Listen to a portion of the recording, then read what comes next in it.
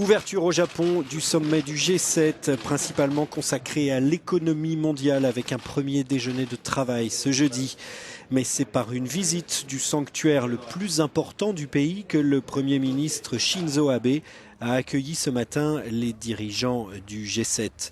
L'Union européenne, invitée au sommet, est représentée par le président de la Commission, Jean-Claude Juncker. It's the first day of the G7 summit. C'est le premier jour de ce sommet du G7 ici au Japon et les chefs d'État vont passer beaucoup de temps à parler de l'économie mondiale. Ils s'inquiètent notamment du ralentissement économique en Chine, un pays qui a connu une croissance explosive ces 20 dernières années. Le Japon va essayer de convaincre ses partenaires du besoin d'investir plus pour relancer l'économie, mais certains ont déjà exprimé leur opposition, comme l'Allemagne qui a répondu, comme elle l'avait déjà fait lors de la crise de l'euro, qu'il ne faut pas dépenser trop pour s'endetter.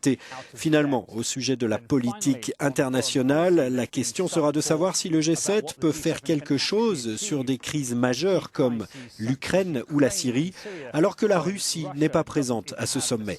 Le gouvernement japonais entend pour sa part évoquer sans détour dans le communiqué final les velléités chinoises sur certains territoires disputés en mer de Chine. La Chine donc n'est pas invitée au sommet, mais elle n'en sera pas moins l'un des sujets principaux de débat.